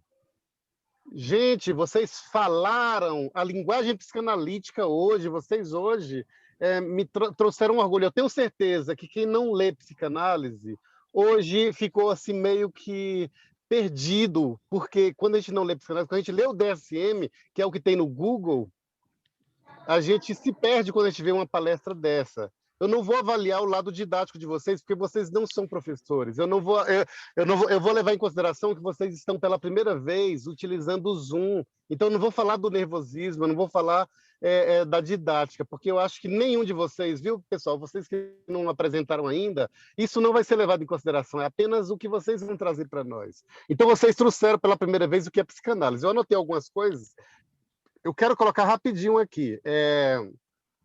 A pergunta da Nina foi muito cabível. Eu estou falando da Nina porque foi o Zulmiro que chamou o nome dela. Eu não estou vendo aqui as pessoas. Então, a Nina trouxe uma pergunta que traz muitas respostas. Sabe o quê, pessoal? Por que o DSM ele subdivide tanto? Ele subdivide porque ele tem a possibilidade de, em cada subdivisão, vender mais remédios. Nina, eu não sei se você lembra quando eu dei a aula, que eu falei assim, olha, o primeiro DSM, ele tinha mais ou menos 100 páginas. O segundo continuou com 120, 150, porque foram descobrindo. Só que depois do terceiro, perceberam que a psicanálise começou a tirar tudo que era da psicanálise, porque senão eles não vendiam remédio. E aí, hoje tem mais de 500 páginas o DSM-5, tá? Então, tudo bem. Outra coisa que eu anotei. Então, a pergunta da Nina foi muito cabível quando ela pergunta assim, as subdivisões, de fato, se divide e aí aumenta a grade de vendas de remédio. Outra coisa que eu anotei, gente, como eu falei para vocês, eu estou em operação pela empresa que eu trabalho, GDF, e aí eu estou na rua, então anotei poucas coisas. Para onde vai o luto? O Zulmiro falou uma coisa muito linda, né? Zulmiro, quando você falou aquela frase que você gostou, você lembra ela? Zulmiro? Zulmirinho? Tá sem som agora. Diga, bro. Diga, Magnânimo. Qual foi a frase que você falou que você sentiu um prazer enorme sobre o luto? A sombra do objeto, lembra? Recai sobre o ego. Uhum. Isso. Gente, sabe o que é isso? Olha só, traduzindo em linguagem fácil, porque a Maria Rita Kell, que também escreve sobre esse livro, ela fala assim, olha, imagina só, você tem todo um carinho por uma pessoa querida, você ama demais uma pessoa, de repente, para onde vai aquele espaço de amor que era daquela pessoa quando ela falece, quando ela morre? Então aí é onde é que está, de volta, ele retrai, ele volta para você. Gente, esse é gozo. Eu gozo quando eu falo isso, sabe por quê? Porque psicanálise é para quem lê. Então, se você lê psicanálise, vocês vão compreender um pouquinho do que esses dois parceiros nossos hoje trouxeram. Sabe por quê? Porque o que eles falaram hoje é diferente do que eu vejo nas bostas de várias lives falando do DSM-5, que nós devemos ser contra, porque o DSM-5 quer vender remédio. E quando você contribui falando de sintomas, a pessoa com depressão, ela fica no quarto escuro. Porra nenhuma, a pessoa no quarto escuro vai vender remédio e aí pronto. Então não é isso que nós queremos. Outra coisa que eu anotei aqui, rapidinho, eu não vou levar muito tempo, porque a querida Rose pediu para não levar muito tempo. Vai ser rápido. A questão assim, a gente precisa trazer sempre a psicopatologia psicanalítica, que assim você falou muito bem. É a psicopatologia psicanalítica. Gente, quando vocês forem pesquisar sobre as neuroses, sobre as doenças, nós vamos sempre trazer dentro do teor psicanalítico. Vamos parar de levar o nome dos psicólogos. A última aula que eu dei para vocês, eu falei sobre aquela monstruosidade que a psicologia fez com o ser humano, quando tira a alma do ser humano. Quando eu falei do Hitler utilizando da psicologia, quando eu falei dos manicômios utilizando da psicologia, e a psicanálise sempre querendo humanizar, não é? Eu lembro que o nosso querido Zulmiro falou aí do Charcot. Gente, o Charcot traz uma ideia muito brilhante, mas só que é Freud. É Freud que vai trazer para nós que aquele silêncio, ele tem algo guardado, e sabe aonde? Aí a Rose falou muito bem agora há pouco. Eu não vou nem falar muito, porque a Rose falou muito bem. Gente, a gente tem que ficar ligado. A maioria das nossas doenças, elas estão relacionadas ao complexo de Édipo.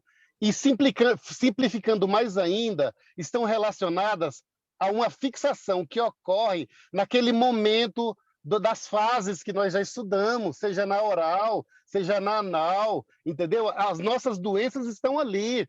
Então, nós precisamos, queridos analisandos, cada um de vocês que estão aqui, cada um da nossa turma, a gente precisa resgatar a linguagem psicanalítica.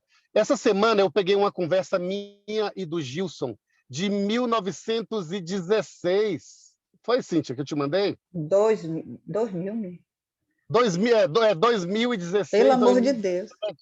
Eu falando para ele assim... 2017. Eu falando para o Gilson falando assim, gente, olha, eu quero fazer eu quero criar um instituto que trabalha as terapêuticas, né? E eu falando desse Gilson, eu quero estar contigo, sabe por quê? Porque eu quero resgatar o que é psicanálise, porque nenhum instituto em Brasília trabalha mais psicanálise. A morte da psicanálise foi decretada, pessoal, há muito tempo. Então, vocês dois hoje resgataram o que é psicanálise. Rapidinho para eu terminar. Então, citou Charcot, né? Mostraram os livros. Olha, os dois mostraram o mesmo livro de Freud, os dois têm. Gente, eles mostraram a bibliografia, e isso é lindo. Eles leram dentro da bibliografia alguma coisa, é isso daí. Então, eu falei que a Rose já trouxe muita coisa boa, eu não vou falar porque ela falou aí das fases. Foi muito bem, viu, Rose? Parabéns. E passaram... Não. Então, assim, no demais, o que eu quero falar? Cada vez que vocês trouxerem aqui o que é psicanálise, eu vou falar para vocês assim, ó, parabéns. E cada vez que não trouxerem psicanálise, eu vou falar assim, olha, gente, a gente precisa refletir psicanálise. Então, parabéns para os dois, parabéns para a turma que está até agora assistindo, parabéns para o Gilson, que ajudou vocês hoje de manhã. Muito obrigada. Para a Rose, que colaborou aí, e para a turma que está aqui. Então, um beijo para vocês. Obrigado. Pessoal, algum aluno quer fazer alguma explanação? Eu só queria colocar aqui algo também que foi muito bem falado, que foi sobre a histeria, né? Quando a Cíntia falou sobre a pandemia, quando ela fala da histeria conversiva, né? Que são dos sintomas nos órgãos dos sentidos. Agora, nesse momento de pandemia, e a Cíntia traz muito bem, traz aqui para a nossa vivência, né? O que coloca aí o conteúdo que eles trouxeram dentro da nossa vivência. A histeria coletiva é muito parecida com a histeria conversiva, né, com relação aos órgãos dos sentidos. Então, hoje as pessoas estão nessa histeria de estar sentindo palpitação, de estar sentindo falta de ar, né, mesmo que não esteja com vírus, a pessoa está aí meio que histérica. Falta de ar. Com falta de ar, tá? Algum aluno quer fazer alguma explanação? Rose, antes de você passar para frente, eu falava na live de domingo com a Cíntia que nós todos vivemos um luto coletivo. Sim, sabe por quê? Semana passada, você perdeu um parente, um primo, né? Sim, uma prima. Isso, então assim, por exemplo, quando algum parente morre, pessoal, nós também vivemos esse luto. A Rose postou o símbolo do luto na página dela. Então, assim... quando o colega do colega morre, a gente pensa assim, está se aproximando da gente. É verdade. Falamos sobre isso na live domingo. Luto pandêmico. Pessoal, isso é a neurose atual. Então, Cíntia, você abrilhantou quando você trouxe as neuroses atuais na visão psicanalítica. É isso aí. Algum colega quer explanar, Henrique? O Henrique tinha levantado a mão. Quer falar? Boa noite. Eita, Henrique. Eita, Henrique. Cadê você, Henrique? Parece o rosto de vocês para tirar uma foto. Ah, meu Deus do céu. Vou colocar aqui minha cara. Bota a cara. Estou eu aqui com meu nobre companheiro Marcos. Anota aí, Gabriel.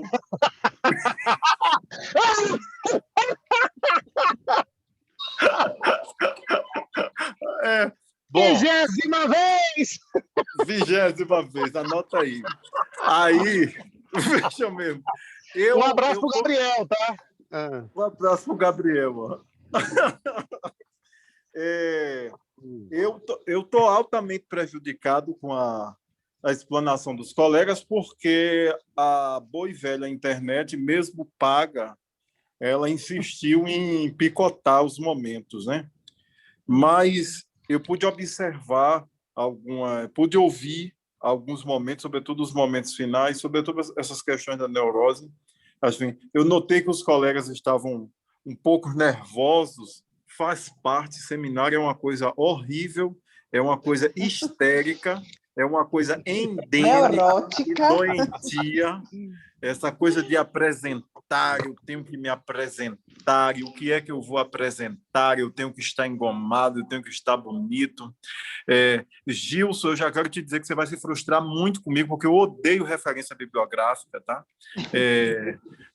Por exemplo, eu sei que o livro base é o do Zimmermann, mas eu li outras coisas já, outros autores, sobretudo Lacan, que é talvez o autor que eu esteja mais ligado. Então não vai se frustrar, não, vai ficar feliz, porque ele gosta de referência. Talvez. Traz outras. Então, mas enfim, eu achei muito bacana a explanação dos meninos, do que pôde observar, que a internet não cortou, conceitos até que eu nem lembrava ou não sabia, achei muito importante. Agora, na minha perspectiva, eu sempre acho que a gente tem que avançar mais, né? E eu acho que a gente tem que ir além Freud, no sentido de que, assim, olha, observar, realmente vivemos um momento de histeria social. Agora, não sei se se essa histeria social ela é vivida numa intensidade, se ela está a 110 ou a 220, porque ao mesmo tempo que muitas pessoas sentem um luto coletivo, outras pessoas não sentem nada. Aí eu não sei se esse não sentir delas está conectado a uma falta de amor próprio ou uma falta de sentido de percepção. Ainda hoje mesmo eu falava para uma pessoa que eu disse, olha, a infância é um campo muito especial da formação de qualquer sujeito, e a infância no Brasil ela é uma desgraça completa. Talvez se Freud voltasse, ressuscitasse e viesse morar no Brasil, talvez ele reformulasse diversas coisas, porque a nossa forma de conduzir uns aos outros é muito doentia, é uma reprise de doenças, e como diz a música de Roberto Mendes, quanto mais a gente ensina, mais aprende o que ensinou. Essa temática que os meninos apresentaram é uma temática que a gente tem que ler e reler, porque esses estigmas, essa depressão, ela nos acompanha 24 horas por dia, né? E assim, quem é que não está depressivo? Quem é que não está alterado? Quem é que não está...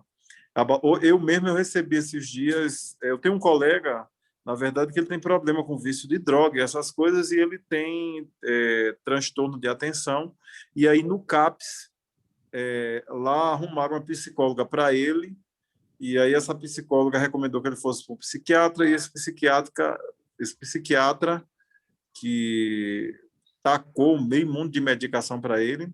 Aí ele disse, nossa, Henrique, como eu estou bem? Eu disse, não, você não está bem, você está drogado agora com outro tipo de droga. Você largou a cocaína e você caiu na Ritalina e nessas outras linhas por aí. Então ele não está bem, né? E nós não estamos bem, e a gente insiste com aquela mentira de que estamos bem. E é justamente essa alienação. Bom, vou me deter por aqui, que eu converso mais que o homem da cobra. Boa noite, mas olha, foi excelente. Obrigado mesmo. Mais alguém colocar alguma coisa? Mais alguém? Eu quero agradecer os meninos que falaram para a gente, né, pela disposição de falar para a gente. E assim, eu fiquei pensando sobre algumas coisas que foram ditas, e uma delas que que talvez seja difícil ainda de sedimentar na minha mente, é a questão dos sintomas. Porque eu vejo assim, que os sintomas, é claro que a psicanálise não vai tratar os sintomas, mas eu penso que os sintomas para a psicanálise são importantes.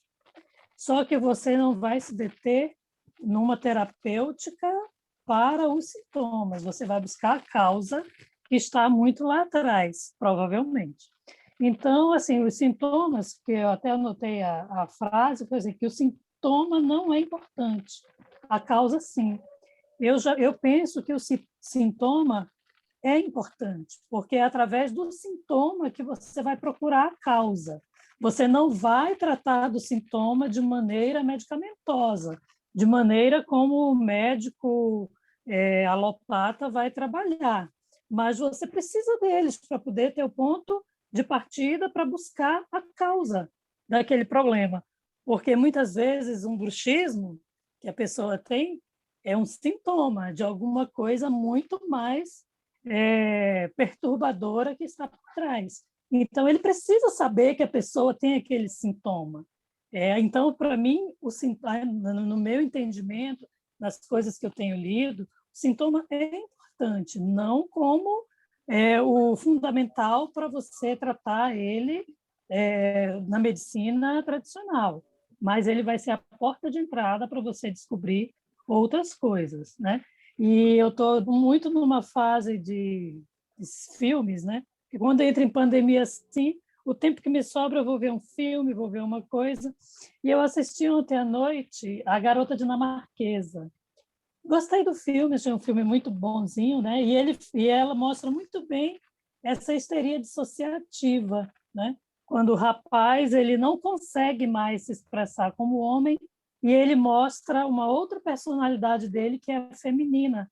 E ele deixa essa personalidade feminina vir à tona e ele se mostra totalmente incapaz de fazer o masculino dele retornar, né? E aí é o conflito que há no decorrer do filme, que consideram ele, inclusive, esquizofrênico, mas aí, no final das contas, ele tenta, inclusive, cirurgia para fazer essa mulher realmente ficar visível, porque para ele ela já é visível, mas não pode ser tocada por ninguém, porque não é realmente mulher, né?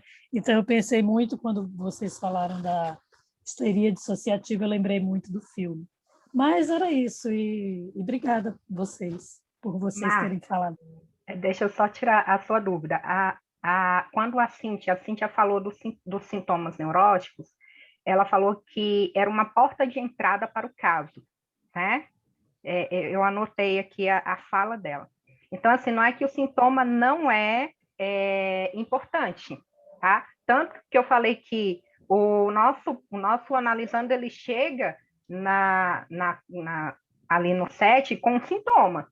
Quando você fala assim, qual é a sua queixa? Ele vai falar o sintoma dele. Eu estou depressivo, eu estou isso, eu estou sentindo isso, eu estou sentindo aquilo, vai colocar. Então, ele vai chegar com um sintoma. O que se coloca é que o que é importante para a psicanálise, a partir do sintoma, é a causa, né? O que causou aquele sintoma. A gente não trata o sintoma, é essa a questão. Não é que nós não damos importância ao sintoma, até porque a pessoa chega com o sintoma, né? Mas nós vamos tratar a causa, entende? Então, o sintoma é importante, sim, mas não é tratável pela psicanálise. Mais alguém? Que no final das contas, ele acaba sendo tratado. Né? Sim. Só que você não vai buscar o tratamento, ali medicamentoso. Eu lembrei de um caso que aconteceu lá no outro empresa que a gente fazia parte. Você até atendeu ela, Rose, que pode dar em Águas Claras, que ela passou por, acho que foi 5 a 6 especialistas diferentes e não conseguiu identificar. Sim. Ela estava na sessão de psicanálise, começou a sentir algumas coisas, não conseguia dormir, e aí, depois de fazer em vários exames, vários especialistas foram descobrir que acho que era um pequeno nódulo, não sei se era no fígado ou era no rim, que estava virando já um tumor já. Então, isso ela não conseguia dormir de jeito nenhum. Acho que era no fígado, alguma coisa assim. Então, é importante a gente ficar atento e às vezes, alguma coisa orgânica que é lá dentro, não cabe a nós, mas cabe a um especialista, para o tal especialista, que ele vai te orientar e fazer todos os procedimentos que a medicina proporciona para você resolver essa questão. Fala, Muito Marta. bem, Rose, é o seguinte, Marta, para você. A Rose respondeu muito bem já, não preciso de méritos mais para falar, mas assim, muitas vezes, para a psicanálise, um sintoma, ele tem muitas raízes. Então, por exemplo, se você tem uma depressão e ansiedade, você pode ter sintomas iguais. Então, assim, quando se discute sintomas, os sintomas podem te burlar, porque cada pessoa é única.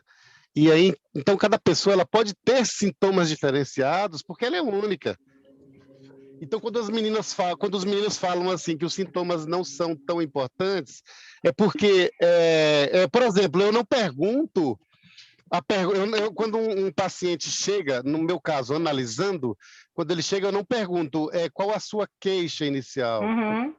Eu pergunto quem é você, ou quem é a Marta.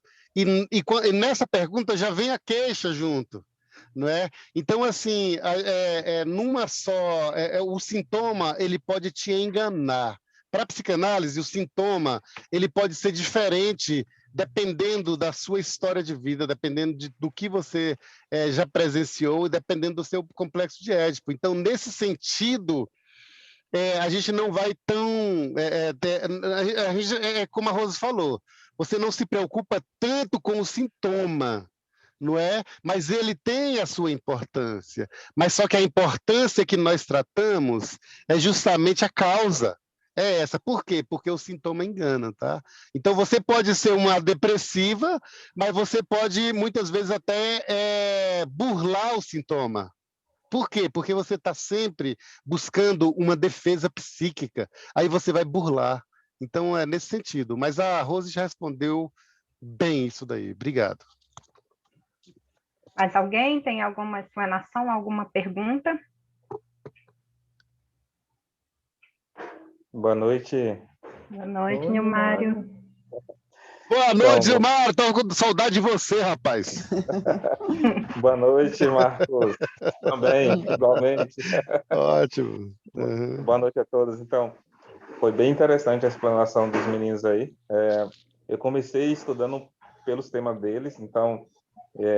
estudei bastante coisa e é bem interessante. À medida que eu vou estudando psicanálise, eu vou me apaixonando pela a grandiosidade que é, né? E vocês colocando aí que a psicanálise ela estuda as causas, isso é fantástico, isso é muito interessante.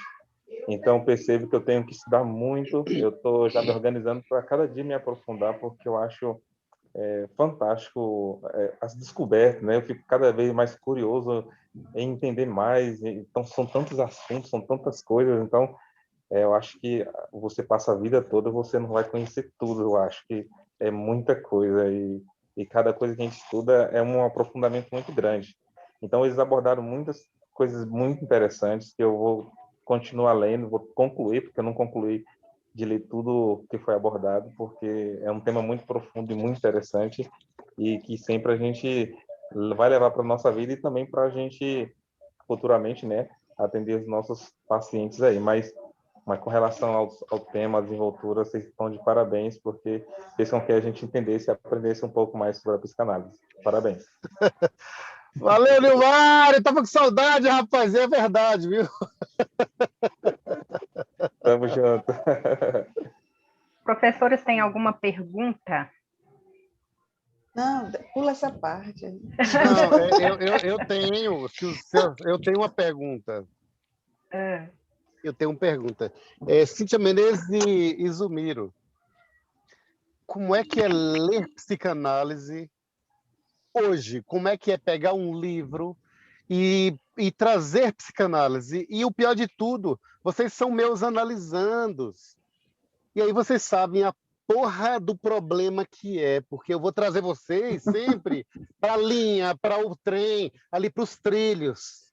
Como é que é ler psicanálise em meio a tantas pessoas que confundem psicanálise com psicologia e com terapias integrativas e terapias alternativas? Como é isso? Para vocês dois a pergunta. Vou falar primeiro, tá? Primeiro que você vê com esse papelzinho na mão já deixa a gente nervosa. Esse papel, quando eu vi esse papel A na sua mão, Rose eu já também fiquei estava, a nervosa. Rose também estava, Mas o Gilson também você deixa anotou. nervosa, a Rose não. Rose nos acalma. Rose, para mim, é um Rivotril. Gilson também. Nossa, um Rivotril? Me deixa calma. Eu nunca tomei, não, mas deve deixar a pessoa calma, né? Mas aí, quando a gente vê... Mas calma não, olha tanta coisa que eu anotei aqui, viu? Se eu fazer umas perguntas... Mas você me deixa tranquila também. Mas quando eu vejo ele com a criatura, com um bando de papel na mão, eu já fico nervosa. Mas deixa eu dizer, a minha visão da psicanálise, né? Quando eu comecei a ler psicanálise, eu fiquei louca. Eu disse, eu não vou entender isso aqui nunca. Né? Mas à medida que a gente vai lendo, vai compreendendo, vai entendendo, a gente vai trazendo para a nossa contemporaneidade e vendo que até hoje, aquela psicanálise ela é aplicada e ela funciona. Então, como eu vejo em relação à psicologia, às terapias alternativas, eu vejo assim, que a psicanálise ela é a base de tudo. As outras, elas vêm para agregar, né? E eu não sei se Freud mudaria muita coisa, não, no tempo de hoje, não, mas ele poderia fazer a aplicabilidade da psicanálise de forma até em relação a tudo que está acontecendo hoje, mas a base, ela não muda. A cada vez que eu vejo um caso, e eu olho para aquela pessoa, porque hoje eu olho com outro olhar, com outra análise. Está acontecendo aqui inclusive você está acompanhando também, Marcos, o que está acontecendo dentro da igreja que eu frequento, né? Sim. E assim, eu consigo enxergar o acusado de uma forma diferente, como eu talvez antes da psicanálise não enxergasse. Então, assim, para mim, a psicanálise hoje abriu a minha mente para muito entendimento da psique humana. Foi fantástico. Fala, Zumiro. Contigo. Vou ser bem sucinto. Quando eu li pela primeira vez as 5 lições, eu não entendi porra nenhuma, nada. Igual a mim. Aí eu falei, agora eu vou ler a segunda vez. Agora eu vou ler a segunda vez. Nada. Então, o que... E aí foi assim, uma correria, lia de novo, e falava, Marco, puta que pariu, não estou entendendo nada. E aí, depois, o Marco andou, sempre me bateu na tecla, precisa ler. Na primeira aula do Marcos, eu já entrei no privado com ele e falei, Marcos, por onde eu devo começar? Né? E aí ele me indicou alguns livros e eu comecei, só que eu não entendia nada. E eu ficava puto porque eu não entendia nada. E o que eu percebi com isso? Se você não lê psicanálise, você nunca vai compreender psicanálise. Eu lembro do primeiro dia que eu li Inibições, Sintomas. Né? E angústia. Louco, falei, inibições, sintoma e angústia. Esse livro aqui que ele leu. Confundir a inibição com sintoma, com angústia, com a inibição, e virava uma loucura. Eu percebo que, com o passar do tempo, né, é lógico que você precisa ter alguém para te mostrar o caminho, para te dizer por onde começar. Porque se uma pessoa começar a ler Freud, vamos colocar aqui, além do princípio do prazer, o cara não vai entender nada. Se o cara começar a ler Freud, o mal-estar na civilização, ele vai ficar louco. Então, precisa galgar degrau por degrau, porque sempre Freud vai citar alguma coisa e você vai se lembrar, vai remeter a um livro, algum texto que você leu anteriormente, e aí você vai conseguir montar e começar a entender. Até hoje eu não entendi as 5 lições, mas eu pretendo entender. Então, eu acho que o caminho é esse, porque a psicanálise é muito interessante. A psicanálise para quem lê psicanálise e gosta de psicanálise, você percebe o outro e percebe a si mesmo diferente. Eu, esses dias, falei para o Marcos, sem medo de errar, que eu aprendi sobre mim mesmo. Nesses últimos 6 meses de curso, do que na minha vida inteira.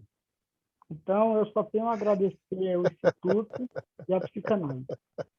Só finalizando aqui, viu, Rose? Estou mentindo? Tá, verdade, agora a gente verdade, só tem verdade. 4 minutos, hein? Para terminar. Tá, só Nem pra vai dar mais tempo de aqui, fazer perguntas. Só finalizar aqui. Gente, olha, o Zumiro e a Cíntia são... A Cíntia foi me analisando em 2016 e 2017. O Zumiro foi me analisando agora. A hora que ele precisa de um material, eu não meço esforço para ir na minha máquina. Ele precisa de um tema, eu vou lá e faço digitalização. Às vezes eu acordo de madrugada, às vezes eu acordo de manhã cedo para fazer um trabalho e mandar para ele ler. Porque ler psicanálise é importante. Você só vai saber e entender o que é psicanálise se você ler psicanálise. Leia. Eles falaram no início, aí eu vou defender, viu, Henrique? Eu vou defendê-los. Eles não estudaram ninguém além de Freud até agora. Eles estudaram ainda um pouquinho de Jung, mas eles deteram a palestra hoje ao que foi estudado até agora. Mas eu não estou atacando eles, não. Eu apenas mensurei, porque eu não sou muito afeito a referências bibliográficas. Mas isso é uma neurose minha. Neurose, vai curar, neurose. Mas olha, Henrique, isso daí também eu quero responder, tá? Isso daí também, essa questão da bibliografia. Tipo assim, alguém até criticou essa semana, tipo assim, a questão da bibliografia. Gente, se não foi eu que criei uma coisa, eu tenho que falar o autor, porque senão eu estou roubando. Então, a bibliografia, sim, ela é importante, ela precisa ser trazida de onde eu tirei o que eu estou falando, porque senão, quando eu falo, eu acredito que ela é meu. Então, eu preciso trazer, e isso não é academicismo, isso é respeito ao autor. Né? Eu estou escrevendo agora, gente, aí eu vou me gabar, falar agora com o meu querido Henrique. Eu estou escrevendo aqui, eu estou já na metade, viu, Henrique? Eu estou escrevendo a página inicial do livro que ele vai lançar. Então, assim, eu preciso, sim, respeitar quem escreveu o que eu falo. Agora, se foi eu que falei, aí eu falo, isso aqui é do psicanalista Mark Souza, que é do futuro psicanalista Henrique Bion. Não, né? eu te entendo. Agora, quando eu digo assim, eu tenho um problema com referência bibliográfica, é porque geralmente se tem as referências bases. E geralmente as referências bases, elas são problemáticas, porque assim, elas são sempre lançadas a partir do olhar ou da facilidade de quem está ministrando. Sim. E que nem sempre... É porque nós tínhamos como referência esse livro. Não, sem sombra de dúvida. Né? Eu não tenho, mas, por exemplo, eu perguntei para Marco sobre algumas temáticas, ele me lançou livros. Eu li os livros, eu li por último e saí. A base é esse aqui, né? Porque, para mim, ele é um comentador, e eu acho o comentador muito perigoso. Sim, verdade. Entendeu? Então, mas assim... Mas tem que citar, né, Henrique? Mas precisa citar. É da minha neurose. Eu vou tomar um calmante ou uma cerveja. Não, eu estou tomando Heineken. Pronto? Então é isso, pessoal. Parabéns para vocês. Obrigada. Alguém mais quer... Olha, 22 horas agora, né? Então, Glória! A gente não tem mais tempo nem de fazer nenhuma pergunta. Eu tinha perguntas. O Gil, você tinha perguntas? Depois, outra oportunidade. Mas deixa, a gente pode refletir isso mais à frente. Mas aí a gente reflete mais à frente, tá bom? Então, muito obrigada a todos que estão aqui, mesmo aqueles que não falaram, Nina, Sandy, Ana Paula. Nina falou, né? Nina falou, né? Todos que estão, né? Muito Nina obrigada. Falou e colocou agradeço. bem aí a questão. Nina falou e colocou bem a questão do aumento da questão do DSM. Exatamente. Eu só faço só uma exclamaçãozinha, Rose, só compartilhar uma tela aqui para a gente não esquecer. A nossa próxima dupla. Nosso Mário, né? Encontro, dia 15. Vocês me colocam para ser mediadora, eu sou catedrática. Hoje a mediadora foi a Rose. Parabéns, viu, Rose? Foi ótimo, viu, a sua condução. Isso, a próxima mediadora a gente vai ver aqui, se vai ser eu ou o Marcos. A gente vai ver aqui. Pode ser você, doutor Gilson. Pode ser você. Está fugindo. Então tá jóia. Eu o nosso próximo encontro aqui, ó, dia 15. Lembrando que o cronograma está atualizado lá no site do dia de aulas, tá? Dê uma olhadinha lá na próxima aula.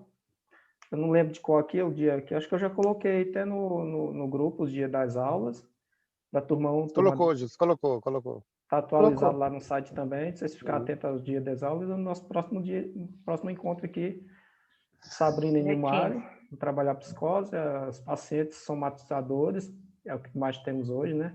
E as perversões. Perversões. Então tá jóia. Veja a minha live de perversões para incluir também aí. Ô, Gilson, e Rose? Que dia que é essa live?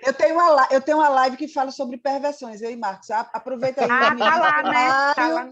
Nilmário e Sabrina para assistir, para incluir. Dizer, olha, live entrevistas do Gilson e Rose, é tipo assim, vocês que vão trabalhar as próximas lives, não se incomodem, pesquisem, procurem o Gilson, procurem a Rose, podem me procurar.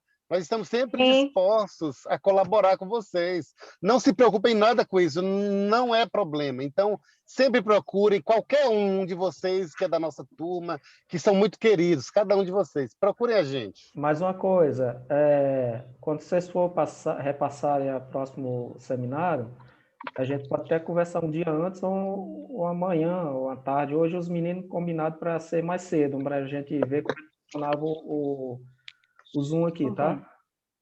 A gente marca um dia antes para ver como é que funciona, para vocês tirar todas as dúvidas. Ok? Nilmário, fica a dica aí para você assistir lá a live da Cíntia, lá no Instagram dela, está gravada. Ok. Vou assistir sim. Gilson. Ou procurar a gente. Isso. Quem está falando? Oi, Gilson, Rose é a Sandy, né? Gente, eu também queria depois conversar posteriormente para levá-los para apresentar no mini curso que a gente está oferecendo na Liga Acadêmica, que eu faço parte da faculdade. Faço parte da Liga Acadêmica de Gerontologia e a gente está falando da saúde na perspectiva do idoso, né? Eu também queria trazer um pouco da visão da psicanálise em relação aos idosos. Então, a gente pode conversar depois. Mais à frente, a gente vai ter uma aula sobre gerontologia com idosos, no envelhecimento. Saudade de você, viu, Sandy? Estamos com saudade de você, Sandy. Eu tô na loucura e na batalha aqui, é muita coisa para fazer, mas beleza, Sandy, a gente conversa depois, Sandy. Então, só ali você entra em contato que a gente vê o dia direitinho, tá? Para marcar aí, para a gente fazer essa explanação.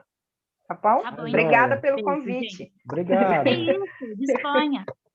Um abraço para todos. E valeu, doutora Rose, pela condução. Até a próxima aula e até o próximo seminário. Obrigada. Amanhã eu vou postar essa aula. Todos. Tá? Muito obrigado. Tchau. Boa noite. Boa noite. O meu povo chegou. Pronto, começou lá. Bem na hora, hein, Zumiro? Tchau para vocês. Tchau.